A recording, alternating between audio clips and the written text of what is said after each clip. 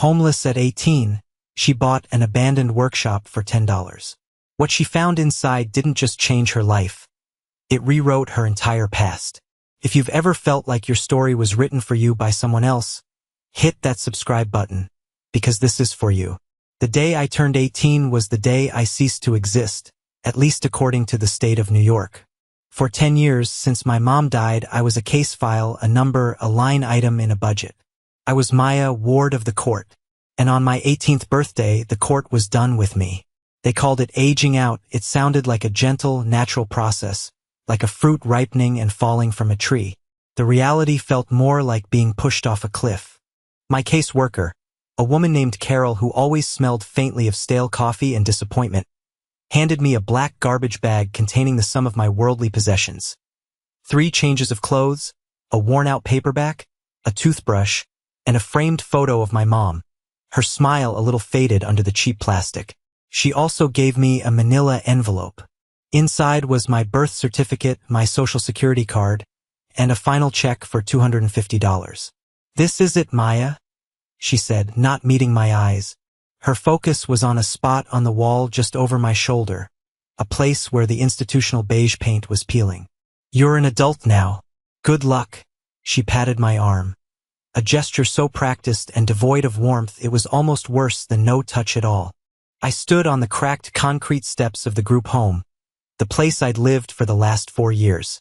The garbage bag was slung over one shoulder, the manila envelope clutched in my hand like a passport to a country I'd never wanted to visit. The air was cold for September, carrying the first sharp promise of winter. I watched the door swing shut behind me, the click of the lock echoing in the quiet street. For a full minute I didn't move. I just breathed in the air of freedom. It didn't smell sweet. It smelled like exhaust fumes from the passing buses and the damp, decaying leaves piled in the gutters.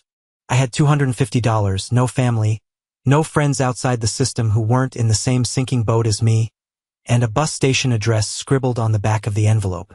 That's where I was supposed to go. Get a ticket to the city, find a shelter, get a job. That was the plan. The aging out success story. I felt a familiar cold dread creeping up my spine. The one that whispered I was going to fail, that I'd be another statistic.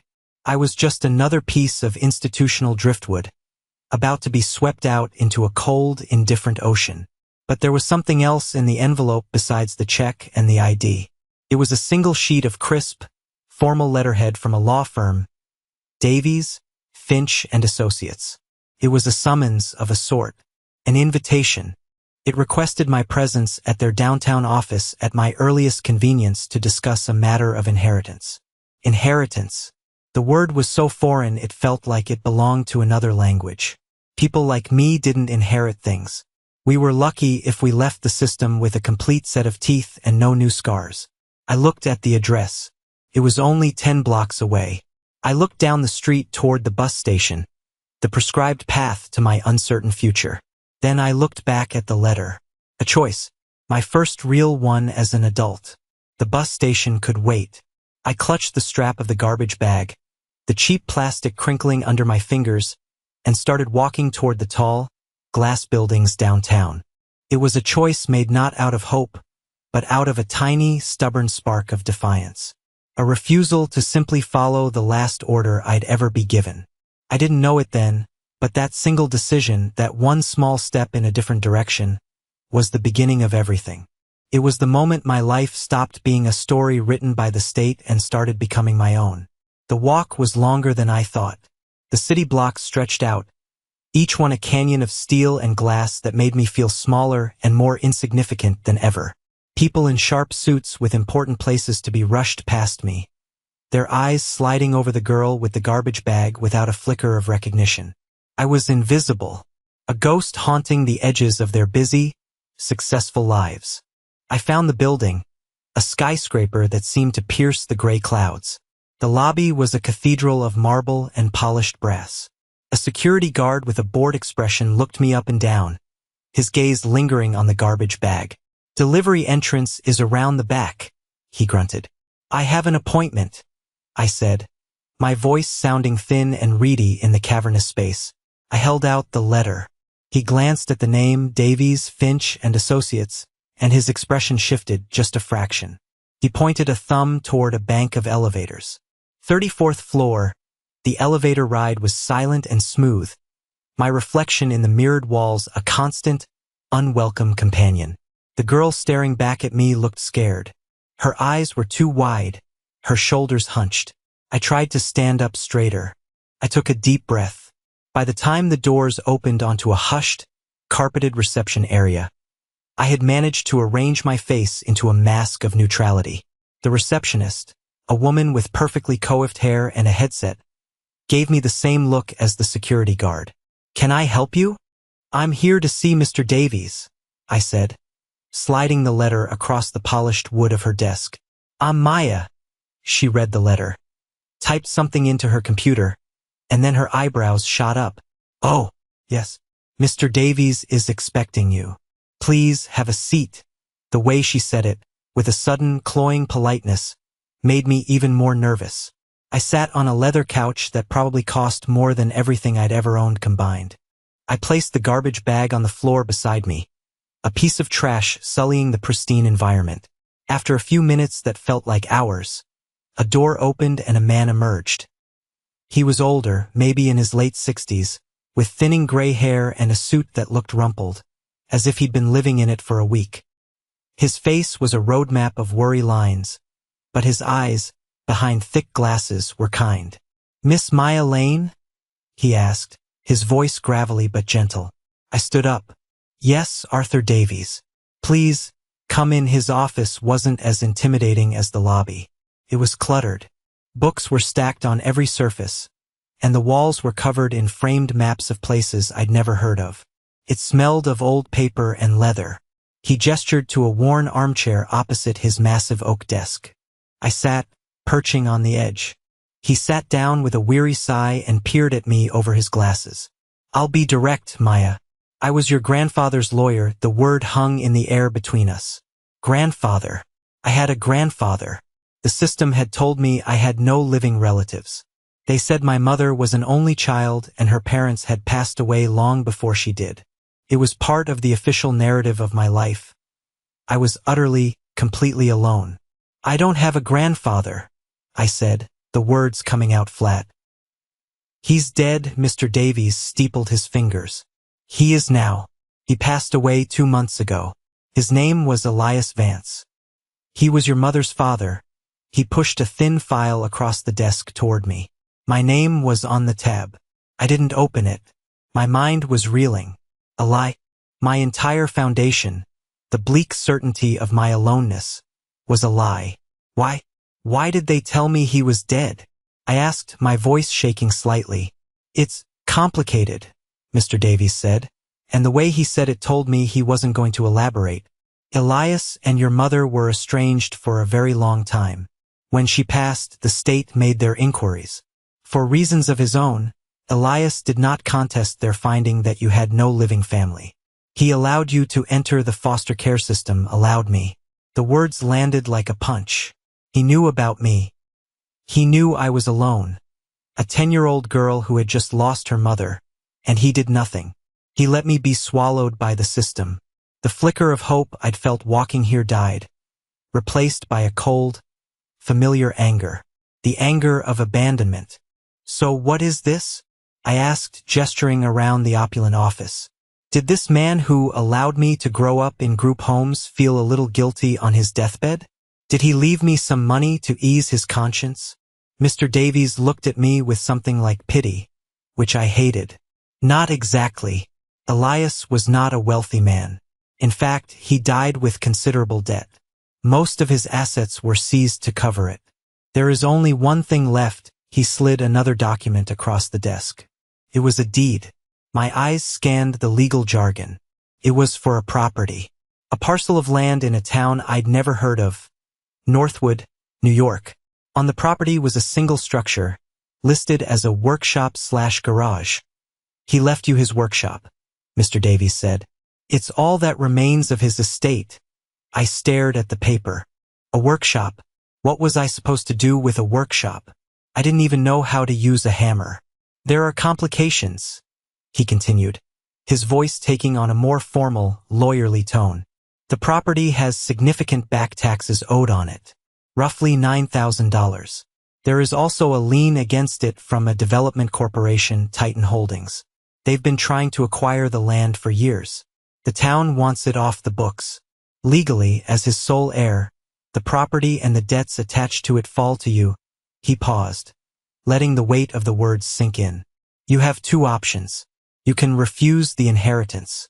In that case, the property will be seized by the county and auctioned off, likely to Titan Holdings, to cover the tax debt. Or you can claim it. He leaned forward. The estate is, for all intents and purposes, insolvent. So we've arranged a legal maneuver. You can purchase the property from the estate before it's seized, for a nominal fee. This would transfer the deed and the associated debts directly to you. He reached into his desk drawer and pulled out a single, crisp $10 bill. $10, he said. That's the price. You give me $10, you sign this paper, and you will own a piece of land with a building on it, along with nearly $10,000 of debt that will come due in 90 days. If you can't pay it, you will lose the property anyway. Most people, he added, his voice gentle again, would walk away. He was offering me a choice between nothing and less than nothing. A choice between being homeless and free and being a property owner drowning in debt. It was absurd. It was insulting. And yet, it was something. It was a tangible link to a past I didn't know I had. A concrete place that belonged to a man who was my blood, even if he was a ghost who had abandoned me. It was a ruin, but it was my ruin. What would you do? I asked him, the question surprising me as much as it did him. He looked taken aback. He took off his glasses and rubbed his eyes. Me? I'm a 68-year-old man with a bad back and a comfortable pension. There's no comparison. But Elias was my friend. For a long time, he was a difficult, stubborn man. But he wasn't a bad one. He told me, if this day ever came, to tell you this. Sometimes the things that look like burdens are actually anchors, an anchor. Something to hold you in place. Or something to drown you. I looked at the $10 bill. I thought about the bus station, the shelter, the endless, grinding uncertainty of that life. This was a different kind of uncertainty. It was just as terrifying, but it had a shape. It had an address.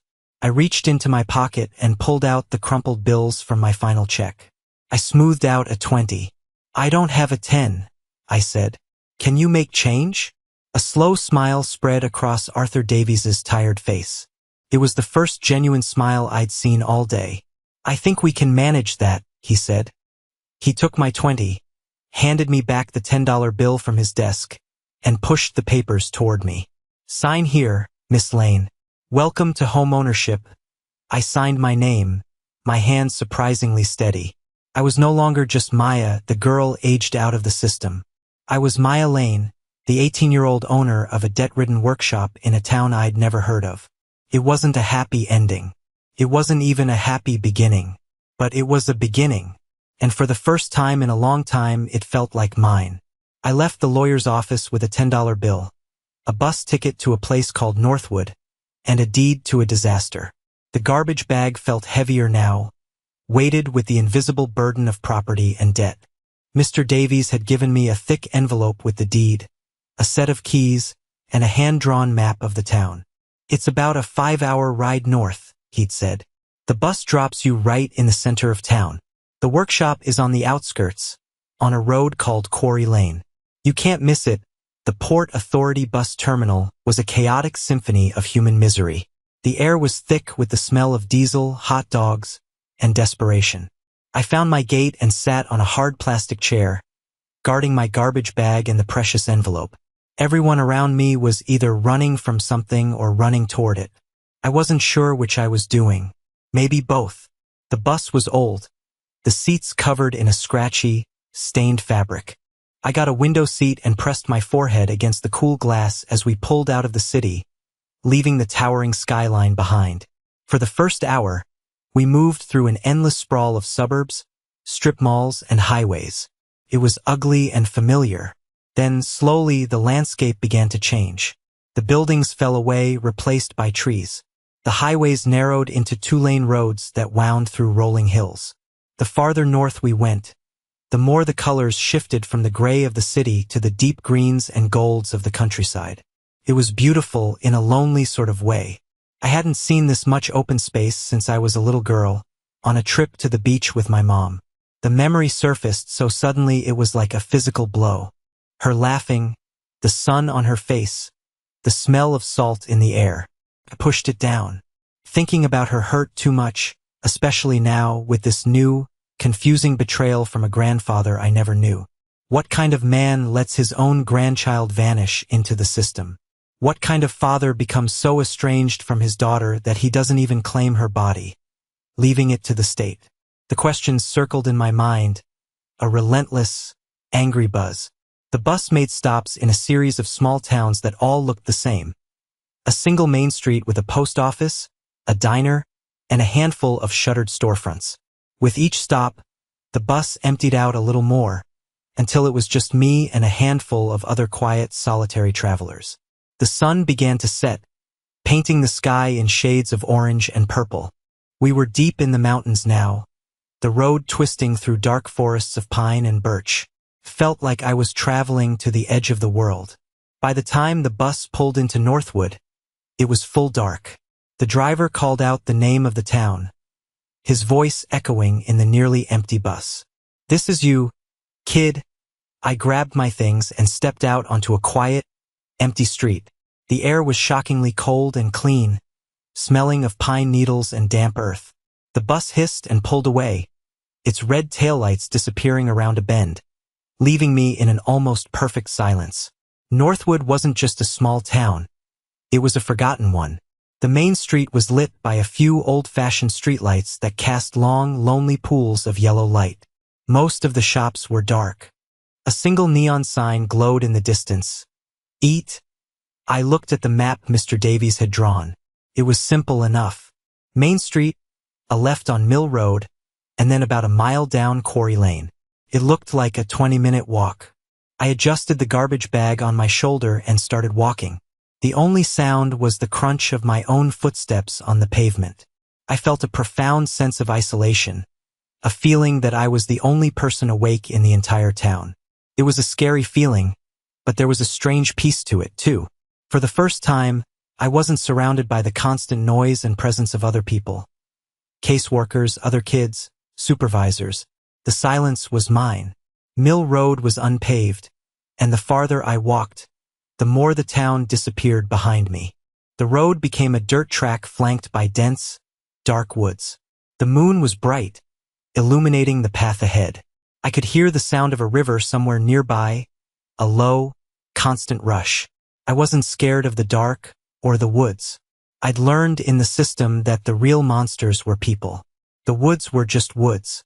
Quarry Lane was even more remote, little more than a gravel path branching off Mill Road. It was rutted and overgrown. And then I saw it. Set back from the road, at the end of the lane was a large, dark shape. A building. It was a long, low structure made of cinder blocks and corrugated metal, with a wide garage door across the front. It looked less like a workshop and more like a bunker. There were no lights on. The windows were dark, gaping holes. A large, dead tree stood beside it, its bare branches like skeletal fingers scratching at the sky. This was it. My inheritance. My anchor. It looked like it could drown me without even trying. I walked up the overgrown driveway. The air grew colder as I got closer to the building. I fumbled in the envelope for the keys. There were two of them on a simple metal ring. One was a small, normal-looking house key. The other was large and industrial, the kind used for heavy-duty locks. A thick chain and a massive, rusted padlock secured the main garage door. I tried the big key. Slid in, but the lock was frozen with rust. I put all my weight into it, grunting with the effort, my fingers numb from the cold. It wouldn't budge. I walked around the side of the building, my feet sinking into the damp, overgrown grass. There was a smaller side door, a regular metal door with a standard lock. I tried the smaller key. Turned. With a loud, groaning screech of rusted hinges, the door swung inward, opening into a pitch-black space. A wave of cold, musty air washed over me. A smell of dust, oil, and decay. It was the smell of a place that had been sealed for a very long time. I hesitated at the threshold, my heart pounding. This was the moment of truth. I was standing on the doorstep of my past, a past I never knew existed. I took out my phone, the screen casting a pale, ghostly light. The battery was at 15%. I turned on the flashlight function and pointed it inside. The beam cut through the darkness, revealing a vast, cavernous space. It was packed with machinery. Huge, silent metal beasts covered in thick blankets of dust and cobwebs. There were lathes, drill presses, bandsaws, and other things I couldn't identify. Workbenches lined the walls, cluttered with tools, metal shavings, and half-finished projects. It was the lair of a man who built things. A man who had abandoned me. Stepping inside felt like entering a tomb. I took a slow, cautious step over the threshold, and then another. The door swung shut behind me with a final, booming clang, sealing me inside. I was alone, in the dark, in my grandfather's workshop. The silence inside was different from the silence outside. It was heavier, pressed down by the weight of years. My phone's flashlight beam felt small and inadequate, a tiny spear of light in an ocean of darkness. I swept the beam across the space. Dust motes danced in the light like tiny ghosts. Everything was coated in a thick, gray layer of it. It was clear that no one had been in here for a long, long time. Longer than the 2 months since my grandfather had died. Felt like it had been sealed for years. I made my way carefully between the hulking machines. My footsteps were muffled by the dust on the concrete floor. I ran my fingers over a workbench. The tools were arranged with a strange precision, even under the dust. Wrenches and calipers lay in neat rows, as if their owner had just set them down and intended to come right back. In the center of the workshop was a massive steel table, the kind used for welding. On it sat a single object, draped with a heavy canvas cloth. It was the only thing in the room that seemed deliberately covered. Curiosity overriding my fear, I walked over to it. I grabbed a corner of the canvas. It was heavy and stiff with age. I pulled. The cloth came away with a shower of dust, revealing what was underneath. It was a motorcycle, but it wasn't a finished one. It was a skeleton, a frame with an engine mounted in it, the wheels attached but nothing else. Wires dangled from the handlebars. It was a project frozen in time. A ghost of a machine. Why leave it like this? Why cover it so carefully? I continued my exploration, moving toward the back of the workshop. Against the far wall there was a small, closed door. I pushed it open. It led to a tiny, Spartan room. There was a narrow cot with a thin, stained mattress, a small wooden desk, and a single chair. A hot plate and an empty kettle sat on a crate. This was where he lived, or at least where he slept when he was working here. It was the room of a monk or a prisoner. On the desk, there was a single, empty coffee mug and an ashtray overflowing with cigarette butts. Nothing else. No pictures, no books, no personal effects. It was a room that was determined to tell no stories. I felt a fresh wave of anger. This was the man who had let me go. This was the life he chose over me. A life of solitude and metal and dust. I went back into the main workshop, my frustration growing. What was I even looking for? A clue? An explanation? An apology? The place was as silent and uncommunicative as the man himself. My phone buzzed. A low battery warning. 10%. Panic flared in my chest. I couldn't be left in here in total darkness. I had to find a light switch. I ran my hands along the wall by the door, feeling for a switch plate. My fingers brushed against the cold cinder blocks, cobwebs breaking against my skin. Finally, I found it. A simple, old-fashioned flip switch. I held my breath and flipped it up. Nothing. I flipped it down and up again. Still nothing. Of course. The power had probably been shut off years ago. I swept my phone light around the room again. Desperately. My eyes fell on something in the corner. A large metal cabinet with a heavy latch. It looked like a storage locker. Maybe there were candles or a lantern. I hurried over and pulled on the latch. It was stuck fast. I braced my foot against the wall and pulled with both hands. With a rusty shriek, The latch gave way and the cabinet doors swung open. The shelves were filled with cans of oil, solvents, and cleaning supplies.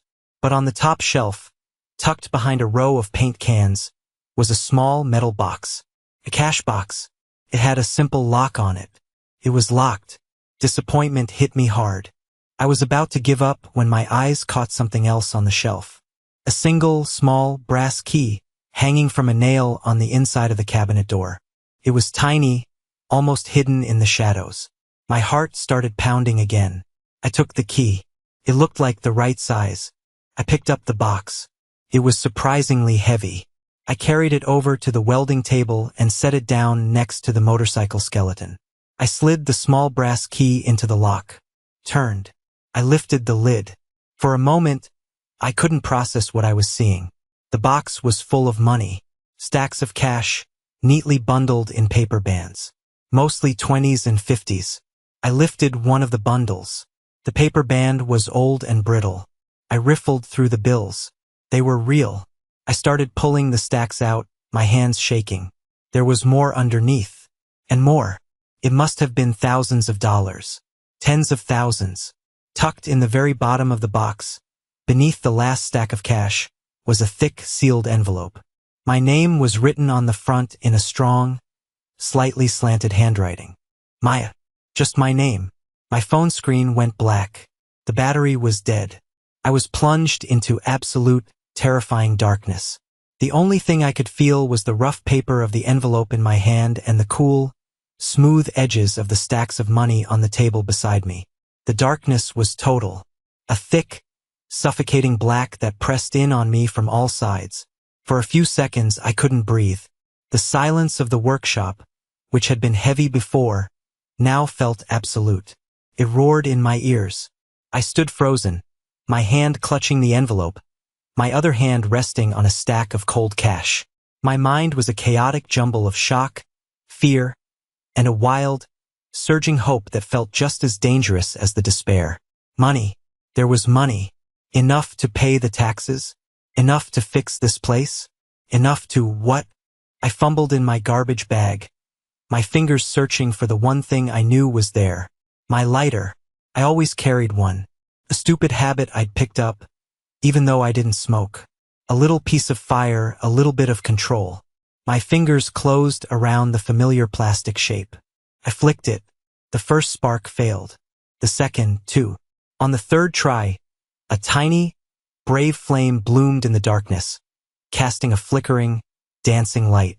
In the small circle of orange glow, the workshop looked even more menacing. The machines became huge, shadowy beasts, their forms distorted by the unsteady light.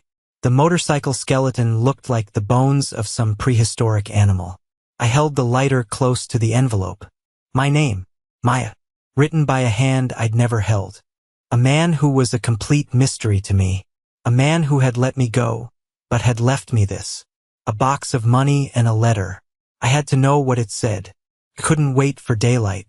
I sat down on the dusty concrete floor, my back against the leg of the welding table. I held the lighter in one hand and the envelope in the other. My thumb burned from holding down the gas button, but I didn't care. I carefully tore open the seal.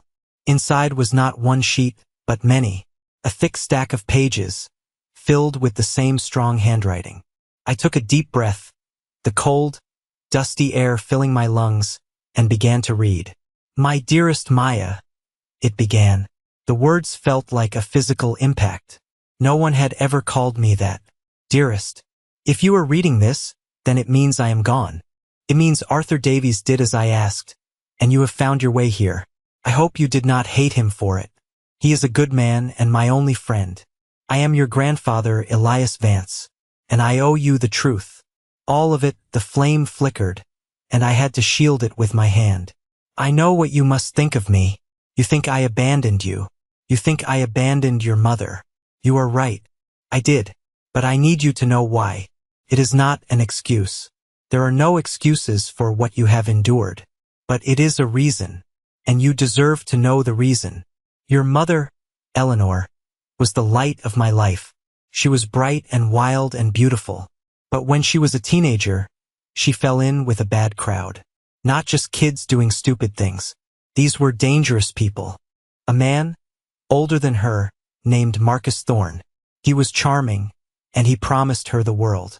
I saw him for what he was, a predator, a criminal involved in things I still don't fully understand. Money laundering, extortion. He had your mother wrapped around his finger. I tried to warn her, to pull her away, but she was in love. The more I fought him, the more she clung to him. It ended the way it always does. She saw something she wasn't supposed to see. A ledger, a transaction. Something that could put him and his associates away for a very long time. She came to me terrified. She told me everything. We were going to go to the police. But Thorne found out. He came to our home. He wasn't charming anymore. He told me he would kill her. He would kill us both. But he offered me a deal. He would let Eleanor walk away, disappear, start a new life. On one condition. I had to take the fall for a crime I didn't commit. An embezzlement charge from a company he had bled dry. It would mean prison. 5 years. I had to stop reading. My hand was shaking so badly the flame was dancing wildly. I let go of the lighter, plunging myself back into darkness for a moment to steady myself. Prison. He went to prison. For her. I flicked the lighter back on and continued reading. It was no choice at all. I would have done anything to save her. I took the deal. I signed a confession. I never saw her again. The condition was that she would sever all ties with me. If she ever tried to contact me, the deal was off. Thorne's people would find her. So she ran. She changed her name from Eleanor Vance to Ellen Lane. And I went to prison. When I got out, I tried to find her. But she was gone. Vanished. I respected her reasons. I had to believe she was safe, that she had built a new life. I came here to Northwood, a place I remembered from my youth. I bought this workshop. I wanted to disappear, too. I worked. I kept my head down. It was a quiet, empty life. Then, 10 years ago, Arthur Davies found me. He was the court-appointed lawyer for my case, the one who saw me railroaded. He always felt guilty about it. He had spent years trying to track Eleanor down to make amends. He found her, but it was too late. He found her death certificate. And he found you. He told me she had a daughter. My granddaughter. My first instinct was to run to you, to hold you and tell you I was there. But I couldn't. Don't you see? Thorne was still out there. He was more powerful than ever. If he ever found out that Eleanor had a child, that a piece of her still existed, he would see you as a loose end. A threat. The child of the woman who knew his secrets. As long as I was alive, a connection to you, you were in danger. So I made the hardest decision of my life. I told Arthur to let the state take you. I told him to let them believe I was dead or gone. I became a ghost. I knew the system was a cruel place. I knew you would suffer. And every single day for the last 10 years, that knowledge has been a knife in my heart. But I believed you would be safer there. Lost in the files. Safer than you would be as Elias Vance's granddaughter. It was a monstrous choice. A gamble. And I can only pray it was the right 1 inch. I was crying now. Silent tears tracking paths through the dust on my cheeks. The anger I had felt was dissolving, replaced by a grief so profound it was a physical ache in my chest. He hadn't abandoned me. He had hidden me. He had sacrificed his freedom for my mother, and his heart for me. The story wasn't one of abandonment. It was a story of protection. A brutal, painful, flawed kind of love. The lighter was getting hot. I switched hands and kept reading, my vision blurry. I spent the last 10 years doing 2 things. Watching from a distance and preparing. Arthur kept me informed. He sent me your school photos. I have them all. You have your mother's eyes. And I worked. I took on any cash job I could get. Welding, fabrication, engine repair. Every dollar I made, I saved. I put it in that box. For you. It was my penance. And it was your arsenal. The second thing I did was gather information. Thorne built his empire, founding a company called Titan Holdings. A legitimate front for his dirty money. And for years, he's been trying to buy up this whole valley. This land, this workshop, is one of the last holdouts. He doesn't know I'm here. He doesn't know this land belonged to the man he sent to prison. To him, it's just another piece on a map. But I know it's more than that. In this box, with the money and this letter, you will find another envelope. Inside is everything I have. Evidence. Copies of the old ledgers I managed to get from Arthur's files. Testimony from another man he squeezed out. Enough, I hope, to expose him. To finally bring him down. So now you have a choice. The money in the box is about $95,000. It's enough to pay the back taxes on this place 9 times over. Or it's enough for you to disappear. You can take it, walk away from this workshop in this town, and start a new life somewhere far away. No one would blame you. God knows you've earned it. That is the easy path. And you deserve an easy path. Or you can stay. You can pay the taxes. You can claim this place. This piece of land your mother's father bled for. You can take the evidence to the authorities. You can fight. It will be hard. They will come for you. Titan Holdings will try to crush you. But this workshop is solid. The walls are thick. I built it to last. And you, Maya, you are my granddaughter. You are made of the same strong stuff as your mother. You are a survivor. The motorcycle in the center of the shop. It was for you. I was building it for your 18th birthday. A fantasy. A dream that maybe, somehow, we could ride away together. I never got to finish it. Maybe you will. Whatever you choose, know this. I have loved you every single day of your life. Even from a distance. Even in silence. You were never abandoned. You were protected. Forgive me for the pain my protection caused. Live a good life, Maya.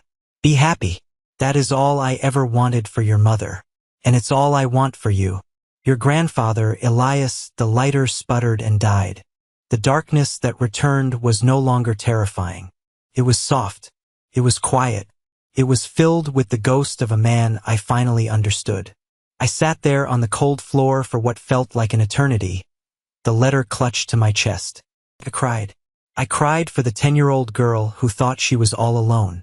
I cried for my mother, who I now understood was brave, not just a victim. And I cried for my grandfather, a man who had lived a life of lonely penance to keep us safe.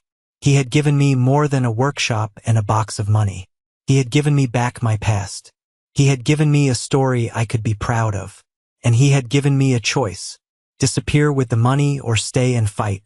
It was the choice between being a ghost like he had been or being real, being seen. It was the choice between safety and justice.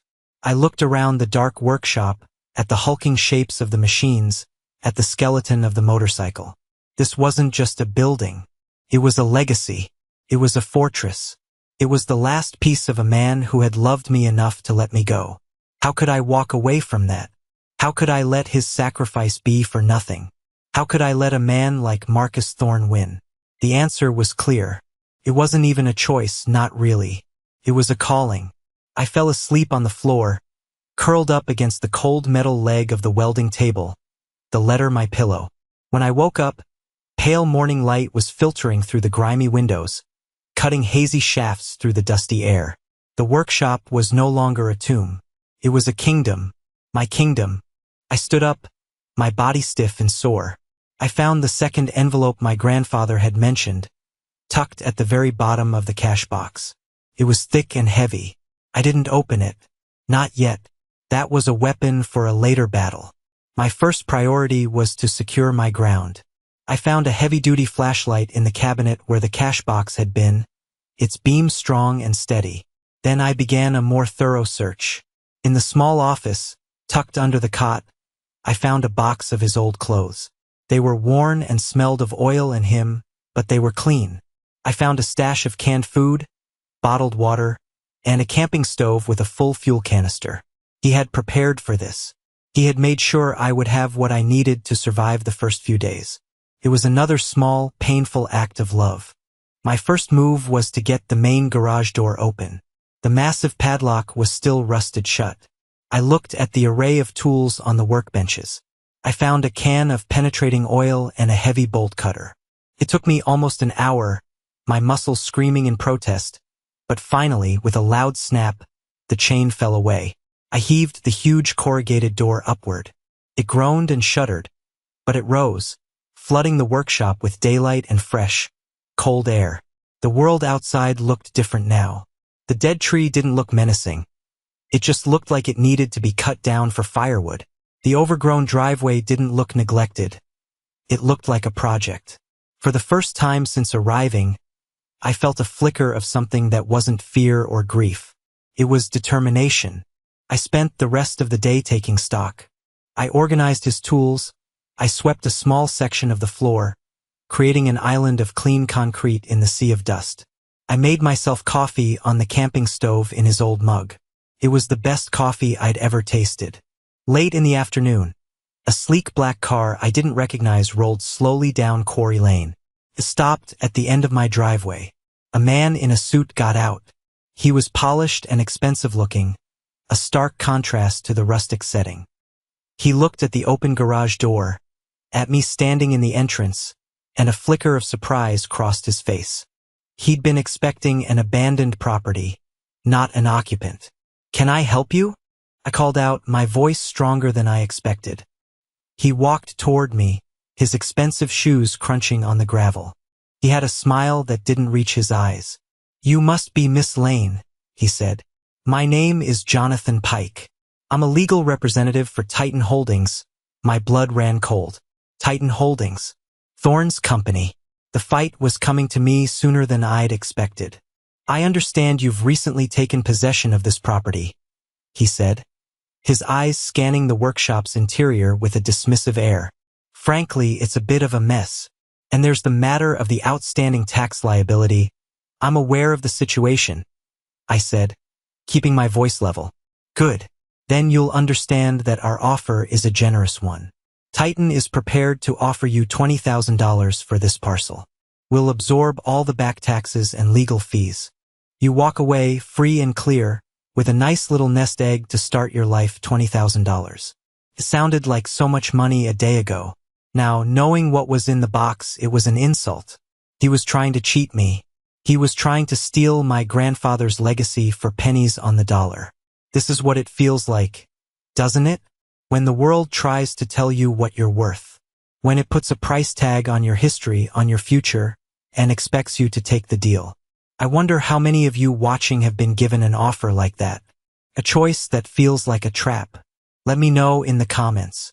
I read every single one, because these stories, these moments of being underestimated, they're what connect us. "No, thank you," I said. Pike's smile faltered. "I don't think you understand, Miss Lane. This isn't a negotiation. That property will be seized in less than 90 days. Our offer is the only way you'll see a dime from it. $20,000 is a gift." "No," I said again, more firmly this time. "The property is not for sale." His eyes hardened. The mask of civility slipped, revealing the predator underneath. "You're making a mistake, little girl. You have no idea what you're up against. And you have no idea who you're talking to," I said, and the words felt truer than anything I'd ever spoken. I was Elias Vance's granddaughter. I was standing on his ground. He turned without another word, got back in his car, and sped away, leaving a cloud of dust behind. The first shot had been fired. I stood there for a long time watching the dust settle. I wasn't scared. I was energized. He had called me little girl. He had underestimated me. That was my grandfather's final gift. The power of being underestimated. The next morning, I walked into town. It was a long walk, but I didn't mind. The air was crisp, and the sun was bright. The town looked different in the daylight. It was still quiet and a little worn down, but it had a certain charm. I saw people tending their gardens, a mailman making his rounds. It was a real place with real lives happening. My first stop was the bank. It was a small, local institution with a single teller behind a brass grill. I walked in, carrying a backpack that felt dangerously heavy. I asked to speak to the manager. A kind-faced woman named Mrs. Gable led me into her office. I opened my backpack on her desk and took out $9,100 in cash. "I need to make a deposit," I said. "And then I need a certified check made out to the Northwood County Tax Assessor's office." Mrs. Gable looked at the pile of cash, then at me, a young woman in worn clothes with dust on her jeans. She didn't ask any questions. She didn't look suspicious or judgmental. She just nodded. "Of course," she said. "Let's get that taken care of for you." An hour later, I walked into the county clerk's office in the town hall and handed over the check. The clerk, a man who looked like he'd been sitting in that same chair for 50 years, stamped my paperwork with a loud, satisfying thud. "All paid up," he grunted. "Property's yours. Free and clear, free and clear." The words were magical. I walked out of the town hall and stood on the steps, blinking in the sunlight. I had done it. I had secured my fortress. The land was mine. My grandfather's sacrifice was honored. This was step one. The fight wasn't over. It was just beginning. But for the first time, I felt like I was on solid ground. I had money in the bank, a roof over my head, even if it was a dusty one, and a purpose. I still had the other envelope. The weapon. I wasn't ready to use it yet. First, I had to build my life. I had to make this place a home. On my way back, I stopped at the diner with the eat sign. I sat at the counter and ordered a real breakfast. Pancakes, bacon, eggs, the works. The waitress, a woman with a friendly smile and a tired face, kept my coffee cup full. "You're new in town," she said, more a statement than a question. "I'm staying out on Quarry Lane," I said. At the old Vance workshop, her smile faded a little.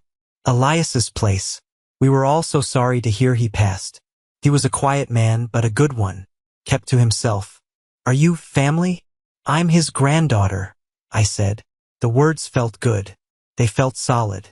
Real. A wave of murmurs went through the few other patrons at the counter.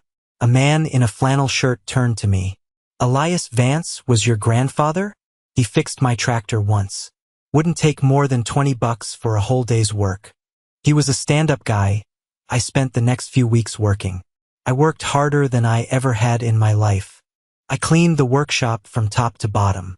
I scrubbed away years of dust and grime. I organized the tools, learned what they were for from old manuals I found on a shelf. I cut down the dead tree and chopped it into firewood. I bought groceries in town. I started talking to people. The hardware store owner showed me how to patch the leaky roof. The waitress from the diner brought me a casserole one evening.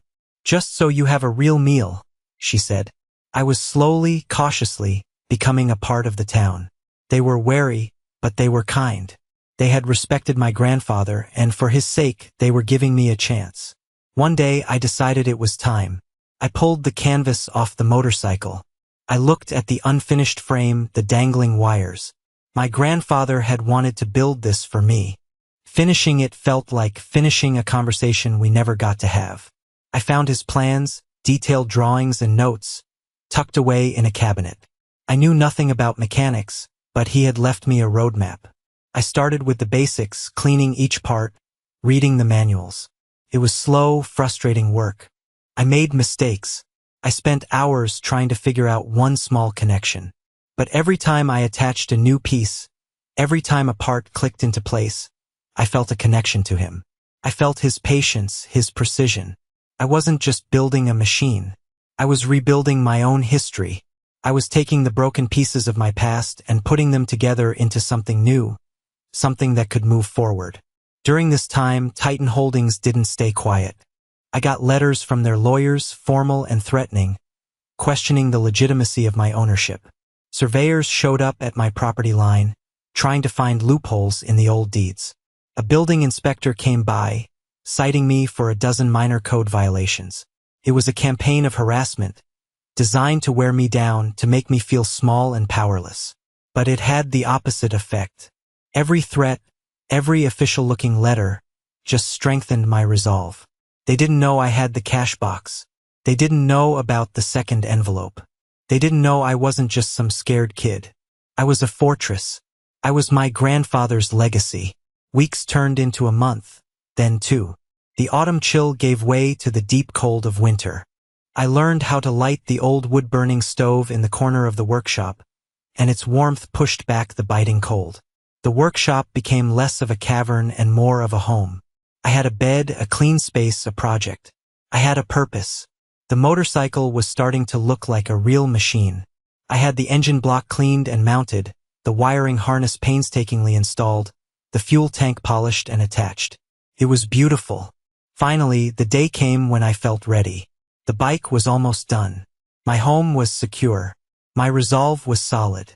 It was time to stop defending and start attacking. I took a bus back to the city. I wore a clean pair of jeans and one of my grandfather's old flannel shirts. I walked into the marble lobby of Davies, Finch and Associates, but this time I didn't feel small or invisible. I walked with a purpose. Mr. Davies looked different. When he saw me, the weary lines on his face seemed to soften. He looked proud. "Maya," he said, shaking my hand. His grip was firm. "You look well." "I am," I said. We sat in his cluttered office, and I told him everything. About the money, the letter, the harassment from Titan. I told him about the town, the people, the workshop. I told him about the motorcycle. When I was done, I placed the second envelope, my grandfather's weapon, on his desk. "He said this was everything," I said. "Evidence." "He wanted me to take it to the authorities." Mr. Davies picked up the envelope and held it, weighing it in his hands. "Elias was a meticulous man," he said softly. "If he said this was the evidence, then it's the evidence." He looked at me, his eyes serious. "Are you sure you want to do this, Maya? Once you fire this shot, there's no going back. Marcus Thorne is a dangerous man. He will fight back and it will get ugly." I thought of the group home. I thought of my mother. I thought of my grandfather, alone in his workshop for all those years. "I'm not the one who needs to be scared anymore," I said. The legal battle was long and messy. Mr. Davies took the evidence to the state attorney general. The ledgers, the testimony. It was a bombshell. It blew a hole in Titan Holdings' legitimate facade. Thorne's lawyers fought back with everything they had. They tried to discredit me, to discredit my grandfather. They painted him as a bitter ex-convict with a grudge, and me as a greedy, opportunistic kid. There were newspaper articles. There were more threats. But I wasn't alone anymore. Mr. Davies was my shield in the legal world. And back in Northwood, the town became my shield in the real world. The story had gotten out. They knew who I was, and they knew who Titan was. When a news crew showed up at my workshop, the owner of the hardware store and the waitress from the diner stood with me, telling the cameras what they knew of Elias Vance's character, and how Titan had been trying to bully the whole valley for years. They weren't just my neighbors anymore. They were my community. The fight took almost a year. But in the end, truth is a stubborn thing. Thorne's empire began to crumble under the weight of federal investigations. His assets were frozen. He was arrested. It wasn't a dramatic courtroom victory like in the movies. It was a slow, grinding process, but it was a victory nonetheless. The day the news broke that Marcus Thorne had been indicted, I was in the workshop. I had finally finished the motorcycle. It was gleaming, a beautiful machine of black and chrome. I had learned to ride it on the back roads around Northwood, the engine a powerful, steady heartbeat beneath me. I wheeled it out into the sunlight. I had a full tank of gas and a map in my pocket. I didn't know where I was going. It didn't matter. For the first time in my life, I was free. Not just from the system, but from the past. My grandfather's ghost was at peace. My mother's memory was honored. And I had a future that was entirely my own. The workshop wasn't a burden or a debt anymore. It was home. The people in Northwood weren't strangers. They were family. And the name Maya Lane wasn't a case file number. It was the name of a woman who had been given a ruin and had built a life. I started the engine. It roared to life, a powerful, defiant sound in the quiet country air. Before I rode away, I thought about the journey, about that first step away from the bus station, the choice that had unraveled everything. Sometimes the biggest changes in our lives come from the smallest acts of defiance. From refusing the story you've been handed and demanding to write your own. My grandfather called his workshop an anchor. He was right. It didn't drown me. It held me steady in the storm, long enough for me to learn how to sail. It's funny how things turn out. The place that looked like an ending was really just the beginning. The inheritance that looked like a debt was actually a gift. And the truth that hurt the most was the one that ultimately set me free. Home isn't always a place you're given. Sometimes it's a place you have to build. Sometimes you have to sweep away the dust of other people's stories to find the foundation of your own. You have to face the darkness to find the light. And you have to be willing to fight for the ground beneath your feet. That's what this story taught me. And maybe it's a lesson you needed to hear, too. If you've made it this far, thank you for listening. This channel is for people like us, people who have had to fight for their stories. If that's you, please subscribe and become part of this community. And I want you to do one more thing. In the comments below, tell me about a time you were underestimated. A time someone wrote you off, but you proved them wrong. I'll be reading them because your stories matter. You matter. Now I have a road to follow. And for the first time, I get to choose the destination. Not your cat hurting you to bed. Aw.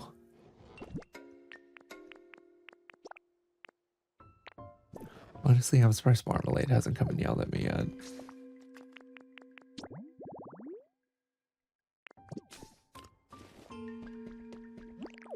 Honestly, guys, we had a pretty successful Bocopia day today.